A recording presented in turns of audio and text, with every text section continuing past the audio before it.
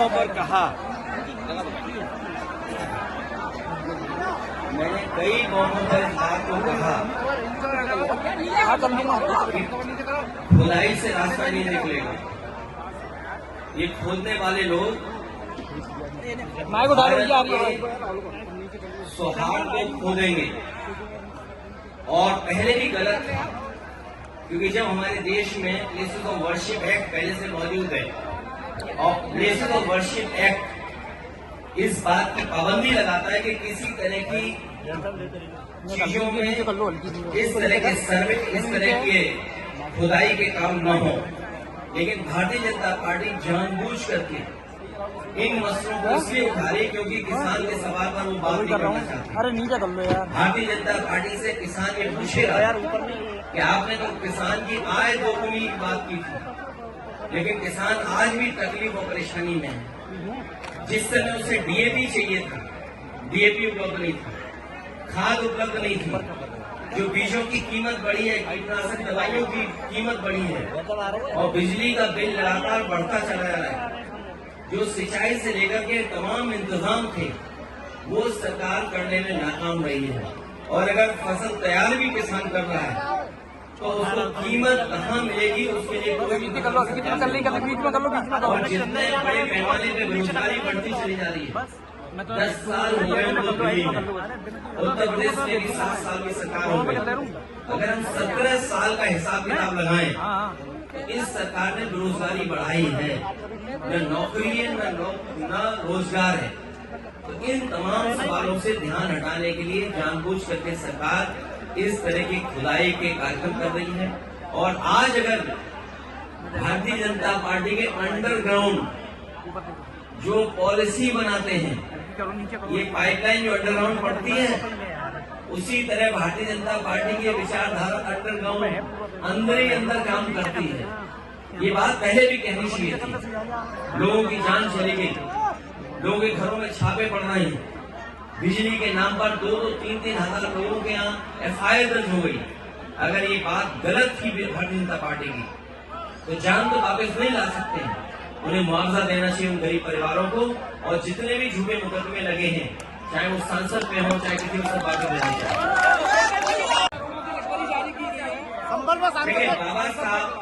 बाबा साहब भीमराव अम्बेडकर जी ने हमें संविधान दिया है और लोकतंत्र में ये हमारे लिए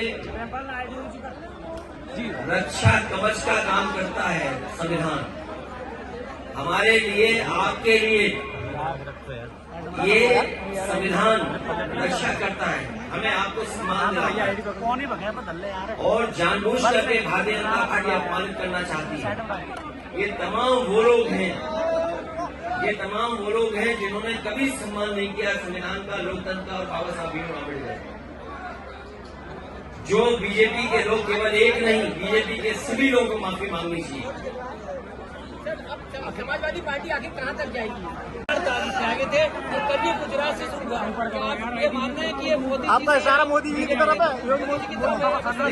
जो इतिहास है, जो पौराणिक कथाएं हैं, जो सच्चाई, उसको हम और आप टाल नहीं सकते। तो सही तो बनना। भगवान श्री कृष्ण का ये कार्यक्रम है और मैं चाहता हूँ कि आप लोग भी इसमें रिसर्च करो, जानकारी दो, हासिल करो कि क्या सच्चाई है उसमें। क्योंकि जब भगवान श्री कृष्ण ने जिस समय प्राण छोड़े, उसी समय से मान्यता है कि कलयुग शुरू हो गया। और वो स्थान जहाँ पर भगवान श्री कृष्ण ने प्राण छोड़े वो गुजरात में है, सोमनाथ के बगल में है। और जिस पेड़ पर भगवान श्री कृष्ण बैठे थे, अगर मैं आपसे पूछूं कौन सा पेड़ था तो बता सकते हो क्या?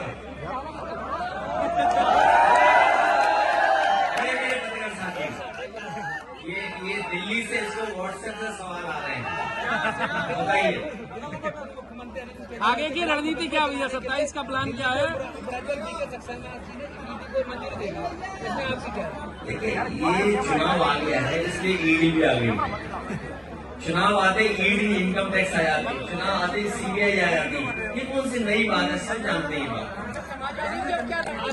हमारी रणनीति ये है कि नौजवानों का साथ लें, किसानों को जागरूक करें, माता बहनों को भविष्य में हम लोग सम्मान देंगे, चाहे हमें किसी रूप में सरकारी योजनाओं से उनकी सुरक्षा, उनके स्वास्थ्य और उनके सम्मान के लिए कोई योजना बनानी पड़ेगी तो हम लोग बनाएंगे। पूर्व में भी हम लोगों ने अच्छी योजनाएं बनाई थी जो आज भी जनता को दिखाई दे रही है, चाहे वो एम्बुलेंस हो, चाहे पुलिस को गाड़ी हो, चाहे वो लैपटॉप हो, और चाहे बड़ी बड़ी सड़कें बनाई हो, चाहे बिजली का इंतजाम किया और नहरों का पानी फ्री किया हो, सब याद है लोगों को। देखिए, भारतीय जनता पार्टी जानबूझ करके ऐसी बहस छेड़ना चाहती है देश में जिससे उसे लाभ मिले। वो लोकसभा परिसर की घटना है। कई बार लोकसभा परिसर में ऐसी घटनाएं हुई हैं जिसमें एफआईआर दर्ज नहीं हुई। आपको याद होगा लोकसभा में देश के बहुत बड़े नेता भारतीय जनता पार्टी के वो 1 करोड़ रुपए लेकर के आए थे और उन्होंने टेबल पर रख दिया था लोकसभा में। क्या उस समय एफआईआर दर्ज हुई थी किसी में? एक जेपीसी बन गई थी और जेपीसी के माध्यम से उस पर चर्चा करके जो कार्रवाई करनी थी वो विधान लोकसभा के अंदर हुई। लेकिन ये जानबूझ करके भारतीय जनता पार्टी लोगों को डराना चाहती है। एफआईआर से, झूठे मुकदमों से कोई डरने वाला नहीं है। भैया समाजवादी पार्टी के 12 मंत्री ये सत्ता पक्ष में जो सरकार के लोग हैं उनको सोचना समझना चाहिए था। सरकार रास्ता निकालती है, स्पीकर के माध्यम से अगर कोई ऐसी घटना हुई थी तो सभी पॉलिटिकल पार्टी के लीडर्स को बुलाया जा सकता था, बात की जा सकती है। लेकिन आप बहानेबाजी देखिए उनको, ये सब जानते हो आप बहानेबाजी थी। और कई लोगों ने ऐसा कहा है कि ऐसा ड्रामा तो एक्टर भी नहीं कर पा रहे जैसे भारतीय जनता पार्टी के सांसद लोग ड्रामा करते हैं। फरक्काबाद वाले तो सर्टिफिकेट वाले सांसद हैं, वो जनता के जीते हुए सर्टिफिकेट नहीं है। फरक्काबाद वाले सर्टिफिकेट से जीते हुए सांसद हैं। हम तो उनसे कहेंगे अगर इलाज दवाई की जरूरत हो तो हम डॉक्टर एक भेज सकते हैं और सलाह ये फ्री दवाई कराएंगे।